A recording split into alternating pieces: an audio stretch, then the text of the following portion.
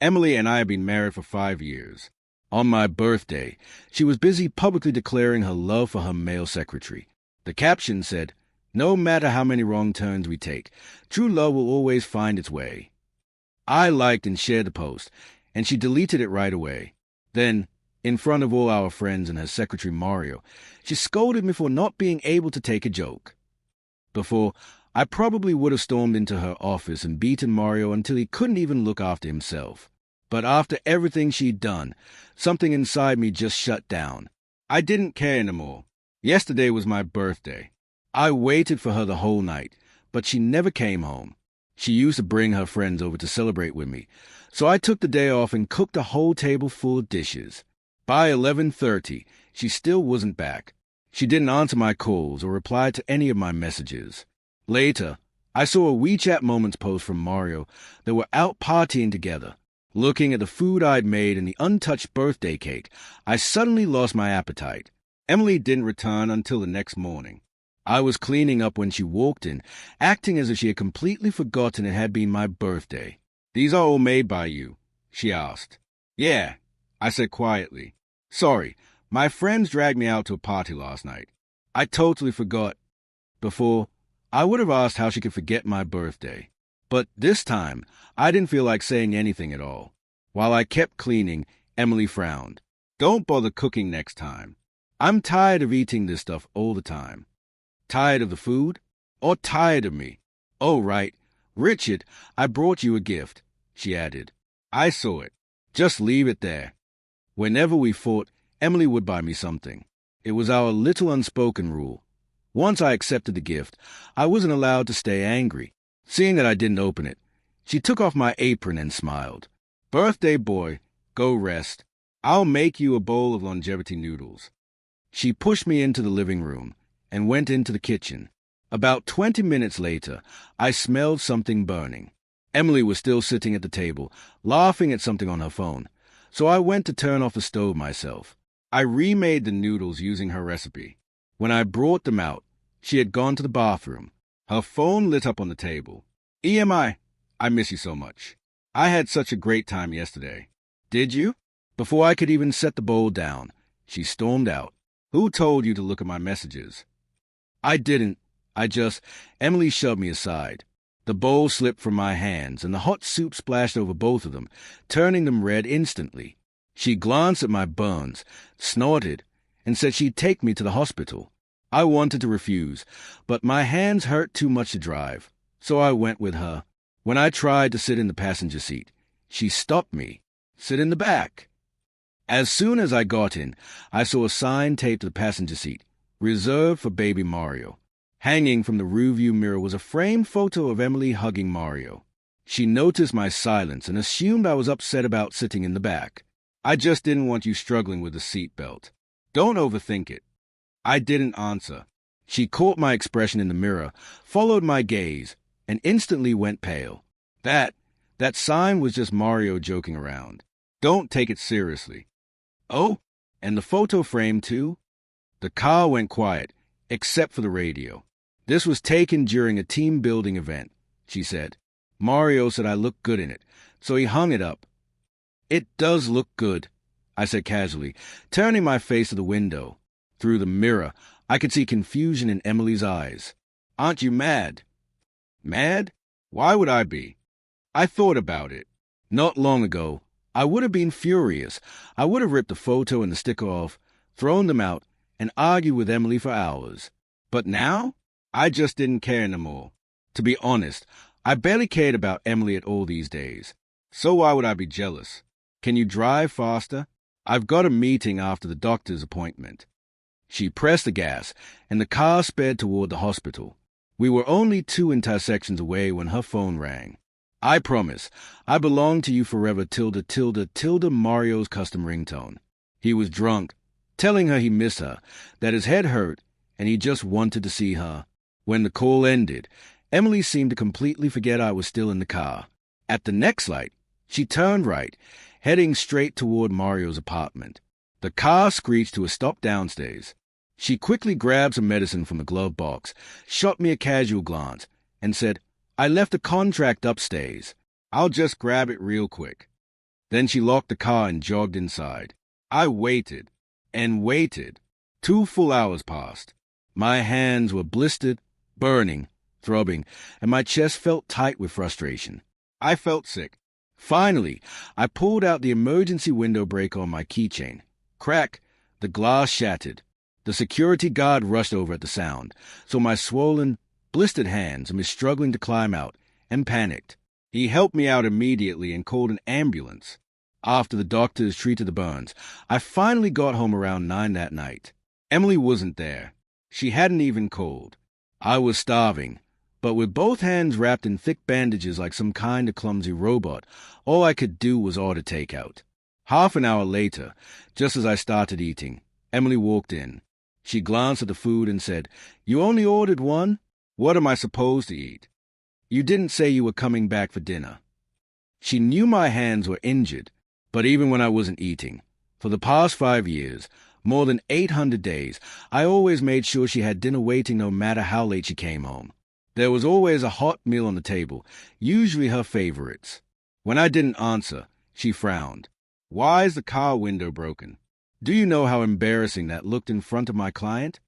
I shrugged, lowered my head, and mumbled while chewing. "My hands were burning up. You didn't come down for 2 hours. The windows were closed." I could barely breathe. If the guard hadn't called the ambulance, the doctor said I might have needed a skin graft.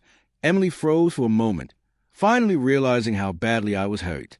Her eyes dropped to my bandaged hands as I awkwardly tried to eat. She walked over slowly. "Sorry, Mario wasn't feeling well. I lost track of time. This is a tie I got for you. I remember you bought a gray wool suit. This matches it nicely." My mouth was greasy from the takeout. I looked up, met her condescending gaze, then glanced at the gift box. "Thanks, but I'm not used to wearing hammer-downs." 3 days ago, I'd seen Mario's WeChat post. He was at a luxury store buying clothes and accessories. In the photo, Emily stood beside him, smiling so tenderly her eyes curved like crescents. I'm not stupid. That brand was running a promotion. Spend over 200,000 yuan and you receive that exact tie as a free gift. Emily must have thought I wouldn't know it was a giveaway. She let out a stiff, awkward laugh. "I asked my secretary to bring over your real birthday present. Don't worry, you'll like it." My birthday was 2 days ago. No need. Seeing I wasn't giving her any face, she scoffed coldly, sat down on the couch, and turned on the TV. After dinner, I sat on the sofa reviewing meeting materials on my tablet. Meanwhile, Emily happily ate her takeout while watching anime, giggling as if nothing had happened. When she noticed my expression darken, she turned around, pretending to check my injured hands. I instinctively pulled them away, accidentally knocking over a glass of water. Emily sneered, her voice full of mockery. "Why are you so petty for a grown man? So I made you wait in the car a little long. Big deal. Do you have to act like a kid about it? Can't you be a little more mature, like Mario?" "I'm not angry," I said flatly, but to her, that probably looked like I was sulking. She rolled her eyes and continued, "Of course you're angry. You're jealous again, aren't you? How old are you? Still competing with a boy like Mario? Why don't you put that energy into your career instead of your dirty little thoughts?" I'm 29. Mario had just graduated from college. Every time we argued, she'd say the same things, that I was older but less mature than him, that my head was full of filthy suspicions. She'd insist she only treated Mario like a younger brother, then sit back and watch me struggle to defend myself, enjoying the twisted satisfaction of being chased after. But not this time. This time, I didn't explain anything. I didn't even say the line I always said, "Then let's just get divorced." "What you think is your problem?" I said quietly.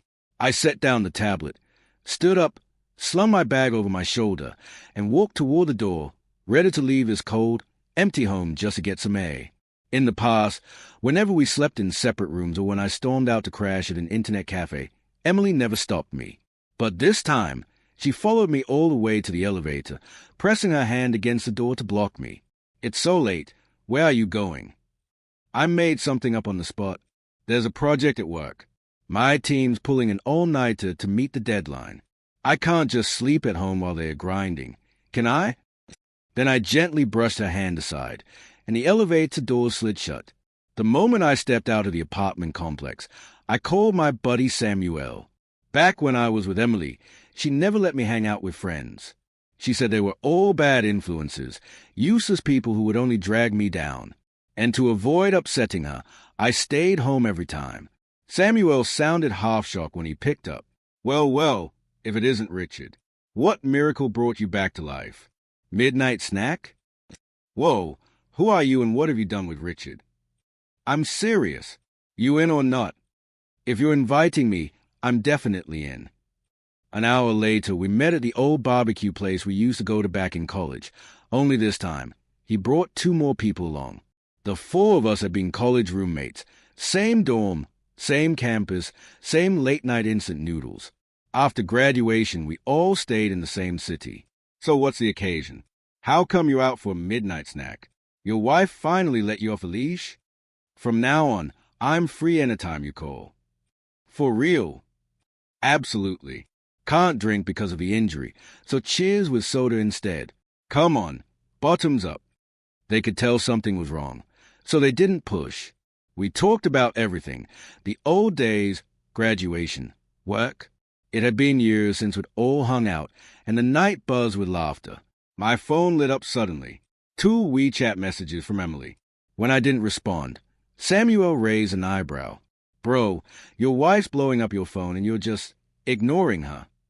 Everyone knew I'd been dating Emily since college, and that I used to bend over backward not to upset her. But now, I just didn't care. Not only did I ignore her messages, after dinner, I suggested hitting a KTV for a proper get-together. It was 4:30 a.m. when I finally got home. Emily was still in the living room watching anime. She glanced at me, and I said nothing, just headed straight for the shower. When I came out, she walked in, slipped off a nightgown, and pressed her lips to mine. For a moment, my mind went blank. Then I pushed her away. Emily looked stunned, her eyes filling with tears. Richard, what's that supposed to mean? I'm the one making the move here. It's my ovulation period. We had been married 5 years with no kids. We'd both been checked. Physically, everything was fine. But Emily rarely let me touch her. Only during those few days each month would she suddenly become interested. I dried off, opened the door, and said, "It's late. I'm tired. You should rest too." The same words she'd used on me countless times, but now they came from my mouth. Ignoring the dark look on her face, I walked straight into the bedroom. A moment later, I heard the guest room door slam shut. In the past, whenever she was angry, she'd kick me out to sleep there. This time, she went herself. With no guilt left weighing on me, I slept better than I had in years. When I woke up for work the next morning, I didn't even feel tired. Later that day, I closed a huge deal at the office. My boss grinned at me. "So what do you want, a promotion or a raise?" "Mr. Moo, I remember you mentioned an overseas project that needed a manager. I'm interested." For the next week, Emily and I slept in separate rooms. We each left early for work, came home late, and went straight into our own bedrooms without exchanging a word. On the 8th morning, I woke to find a basket of steaming soup dumplings on the table. That was Emily's peace offering. She knew they were my favorite, her way of extending an olive branch. I didn't eat them. I just left for work. After a long, busy day, I came home to an empty apartment. Emily wasn't back, and honestly, I didn't mind the silence. I made myself a bowl of scallion oil noodles and ate while scrolling through WeChat moments. Not long after, I stumbled upon a new wedding video posted by Emily's best friend. "Thank you to all my family and friends for coming to my wedding. Wishing everyone happiness with the one they love." In the video, her friend handed the bridal bouquet to Emily. When the host asked her if she had a boyfriend, Emily smiled radiantly and pointed at Mario. Hey, didn't even bother waiting until the divorce. So eager to show him off, truly can't hold back. Huh? Give it a like. I thought, since I've already posted it. At least I was being polite. Not even 10 minutes later, Emily's call came through. "Richard, don't misunderstand that video," she said in a hurry. "It's Emma's wedding today. I got too busy and forgot to tell you. I just asked Mario to pretend to be my boyfriend for a bit." So, she hesitated. "Don't get me wrong. Get you wrong about what?" I replied calmly. Everyone around you knows your husband is me, Richard. You really think if you bring Mario, they'll believe he's me?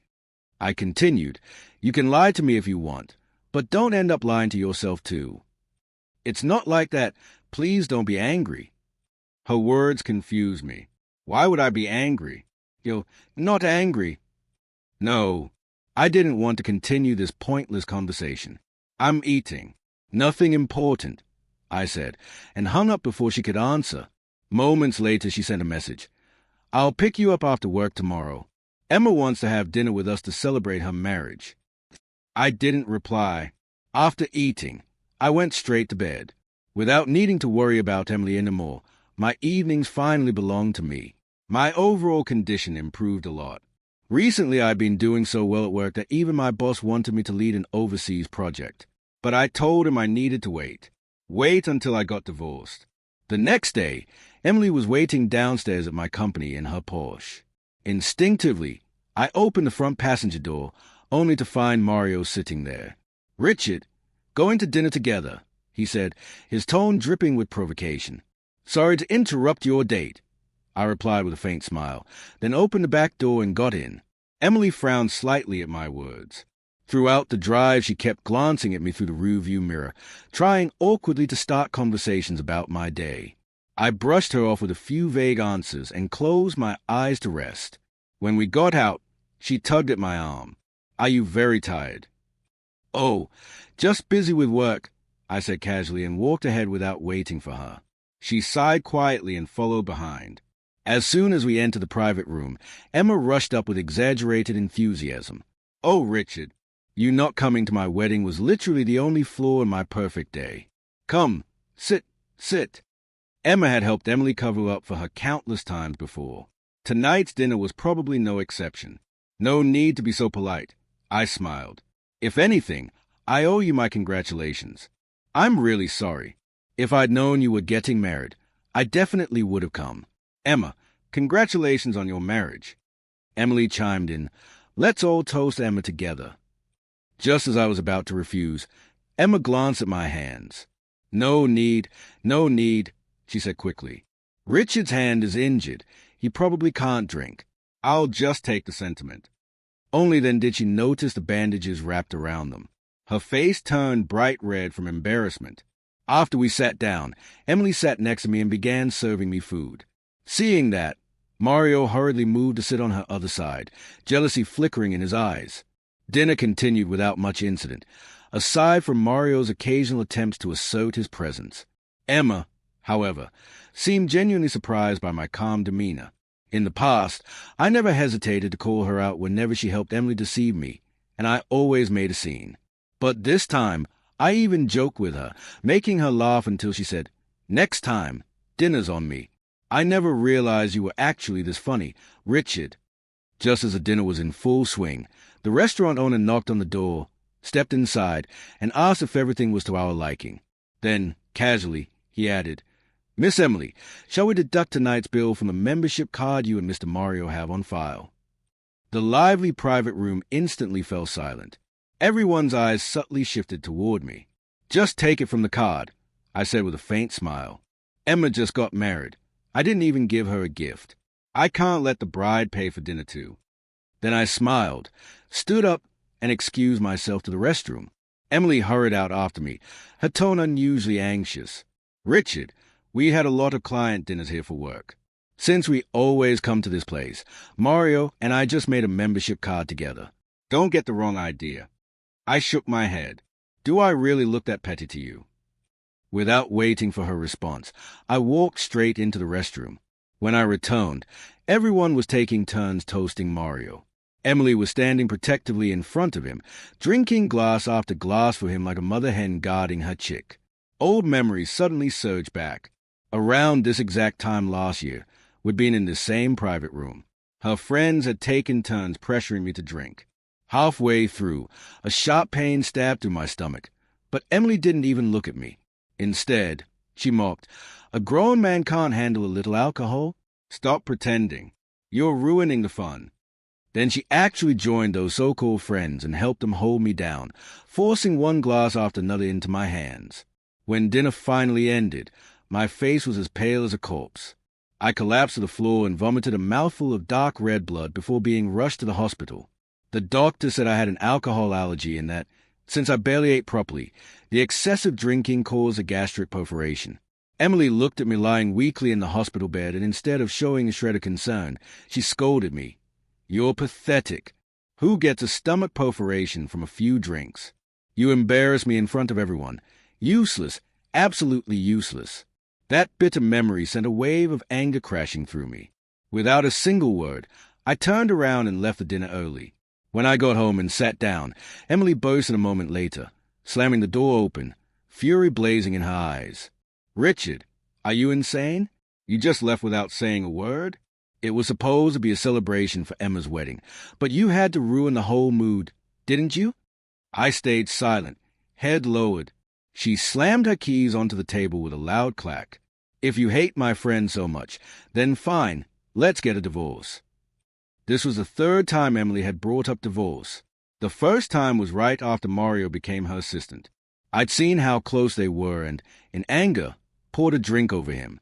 She coldly snapped, "If you're really that jealous and insecure, then let's divorce." I broke down crying, promised it would never happen again, and even wrote a 10,000-word apology before she forgave me. The second time was when I caught Emily and Mario leaving a hotel together. I exploded, shouting at them, and she immediately threw the word divorce at me again. I knelt in front of her, sobbing uncontrollably, begging for forgiveness, promising I'd never be jealous of Mario again. And now, this was the third time. But unlike before, I didn't react the way she expected. This time, I agreed. "Fine," I said simply. The air froze. The silence was sharp enough to cut through steel. Emily's breath quickened, her face twisted with disbelief. "Richard, what did you just say?" I said I agree. Let's divorce. I opened my backpack, ready to pull out the freshly drafted divorce agreement my lawyer had prepared. Chapter 7 out of nowhere, Emily snapped, grabbing the tissues and car key from the table and hurling them at me. "What did you just say? You want to divorce me, Richard?" I stared at her, genuinely confused. "You were the one who mentioned divorce. I just agreed to your request." Emily froze for a moment, then let out a sharp, mocking laugh. "Oh, so you've grown some guts now? Trying to play hard to get? Too bad. Richard, I don't fall for that trick." Her tone oozed contempt, like she thought she'd seen straight through me. Then she grabbed a bag and stormed out of the house. She disappeared for an entire month. No calls, no messages, no trace of her anywhere. I, on the other hand, adjusted surprisingly fast. Life without her felt lighter, freer, almost peaceful. Then one night, close to dawn, my phone rang. It was Emma. "Richard, Emmy's drunk and crying really hard. Please come to Bayek's. I can't handle her by myself." I answered coldly. "Just put her in a cab and send her home. I've already gone to bed. If she's too heavy, call Mario." See how generous I was? I even gave Emily a perfect chance to cozy up with Mario. Maybe I deserve an award for thoughtfulness. But somehow, the drunken woman still came home. The moment she stepped inside, she exploded, screaming that I had no conscience, then sat by my bed silently staring at me. She didn't move. It creeped me out so badly I barely slept that night. After that, Emily changed. Completely. She started coming home on time every day after work, even bringing me different kinds of afternoon tea to my office, always buying enough for the entire department. Back then, I used to overthink everything. Whenever she tossed me a tiny trinket, I treated it like a treasure and even posted about it on social media. But this time, no matter how many gifts she bought, I didn't post a single thing. It was as if the topic of divorce had never been mentioned. But pretending it hadn't happened didn't mean it wasn't real. Quietly, without telling anyone, I went to see a lawyer. That Friday after work, Samuel invited me to their company's new private club. It was my first time in such a luxurious place, so big and confusing that I actually got lost wandering through the halls. As I stood near a private room looking around, someone suddenly hugged me from behind. "Richard, did you come looking for me?" "Emily, how on earth could I possibly run into her here?" Her face lit up with surprise and excitement. Her features softened under the dim, suggestive lighting. I called you and you wouldn't come, she said. I was just about to head home, but since you're here, stay and have some fun with us. Before I could say a single word, she grabbed my arm and pulled me into the private room. Mario, thinking Emily had returned alone, immediately got up and reached for her hand. The moment he saw me, his smile stiffened. "Richard, you actually came here?" he asked, emphasizing the next words. "To a club? Did you come with someone?" His eyes scanned me from head to toe, full of barely hidden mockery. EMI told me you were the quiet, stay-at-home type, always cooking dinner and waiting for her every night. But now it seems Richard knows how to have fun too. Huh? My gaze dropped to the necklace hanging around his neck. My heart sank. That was the gold pendant I'd given her last Valentine's Day. A limited edition luxury piece. At some point, Emily had stopped wearing it. When I'd asked where it went, she brushed me off impatiently. "It's just a necklace. Who knows where I put it?" When I pressed her, her expression twisted in irritation. "For God's sake, it's just a damn necklace. Why do you keep asking about it? It was ugly anyway. I never even liked it. Lost is lost. You give me a gift and then won't shut up about it. What's wrong with you? Richard? Are you crazy?" So she gave it to him. This was the first time Emily formally introduced me to her clients, and all I could do was greet them one by one. I didn't expect those clients to start complimenting us as if we were the perfect match. The woman blushed so hard her face looked like a red apple. After the introductions, I sat down and picked at some fruit from the platter. Mario took the initiative to sit beside me and strike up a conversation, his fingers constantly spinning the pendant. Seeing me staring at it, Emily nervously tugged my sleeve and whispered, "The last time we went to that seaside event, Mario didn't have any accessories, so I lent him this pendant. I got too busy afterward and forgot to take it back, but honestly, I wasn't even thinking about that. I was thinking about what to order for lunch tomorrow. The sweet and sour pork I had today was pretty good, and yesterday's fried chicken wasn't bad either." "Oh, it's just a pendant," I said casually. "If you forgot to take it back, let it go. Don't be so stingy." My phone buzzed. Samuel was urging me. "Richard, when are you getting here? Everyone's already arrived, and there's someone you'd never expect to see. Come on, hurry up." I turned to Emily. "You guys keep having fun. I have something to take care of first." Before Emily could speak, Mario reached out to stop me. "Richard, you're not jealous about me and EMI, are you? We're just colleagues. It's not what you think." Who the hell waves their hand right in front of someone's face like that? And from that close, I'd already seen the ring on his finger. Emily and I had gone shopping once and passed by a jewelry store. I suggested that since we'd been married for a while but never bought matching rings, we should finally get a pair. I dragged her inside, but right when I tried one on, she got a call from Mario and walked out without even looking back. The ring I wore that day, that's the one. And the matching one, it was on Emily's hand. When Emily realized I'd seen the rings, she panicked and tried to explain. But I simply pushed her gently toward Mario. "Congratulations to you both for finding your match. Those who aren't loved should take the initiative to step aside. Mario, I'll finalize a divorce with Emily soon. Make sure to save me a seat at the main table for your wedding banquet." I smiled, naturally, without even a hint of sadness. Without caring about anyone's reaction in the room, I walked out alone. Emily tore herself free from Mario's arms and ran after me. The rosy blush on her face from earlier was completely gone. She was pale as paper. She followed behind me anxiously and said, "Richard, listen to me. It's not like that." I didn't understand what she was trying to say. "What's there to explain? You two seem so happy together. I genuinely wish you the best." "It's not like that. There's nothing between Mario and me. The ring, I just asked him to help me buy it.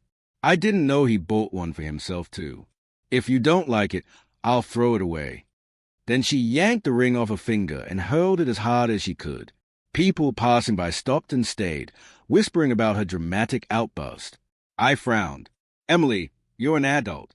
Whatever this is, we can talk about it after I finish with my friends. Calm down." It had been like this before. The first time I saw her drunk, she was collapsing in Mario's arms. Seeing how close they were drove me insane, and I stopped them on the street, screaming like a madman. After slapping me across the face, Emily had said those exact same words back then. Now that I said them, disbelief filled her eyes. I shook her hand off. Samuel and I hung out until 3 in the morning before calling it a night. During that entire time, Emily kept messaging me nonstop, every 15 or 20 minutes, another WeChat notification. She kept asking when I'd be done, reminding me not to drink too much, telling me my stomach was weak, that she'd gone out to buy me medicine, asking me to text her if I felt unwell, saying she'd be waiting for me in the car outside the whole time. It wasn't until her 10th call that I finally picked up. "Richard, are you done? I'm downstairs. Wait for me. I'll come up to get you. I already left with my friends. You should go home." Emily must have thought I was still angry and lying to her on purpose. No matter what I said, she didn't believe me. She insisted she was coming up to find me. I had no choice but to hand my phone to a senior from the club, so she could say hello to Emily on the line. Back in college, Emily and I officially started dating in her junior year. But before that, she knew I almost got together with Calliope, a senior 1 year above me. Before Emily could explode, I quickly ended the call to keep Calliope out of trouble. After leaving the club, my friends and I went to an escape room and played until dawn. When we finally said goodbye in the morning, I headed straight to my favorite breakfast shop. 4 years, I'd been so busy making breakfast for Emily every day that I hadn't eaten my favorite beef dumplings and beef soup in ages. Just as I plugged in my power bank, my phone started vibrating nonstop. A few seconds later, Emily's name lit up the screen again. "What now?" Through her sobs, she asked, "Richard, where are you?" "It's 9 o'clock. Obviously, I'm at work." "You're lying. I'm at your office right now. You're not here. Where are you really?" I rubbed my forehead and sighed. What on earth was she trying to do? "Emily, don't you have a job? No important projects today? And since when is it your business where I am?" Seeing that I wasn't hiding my irritation anymore, Emily quickly tried to explain.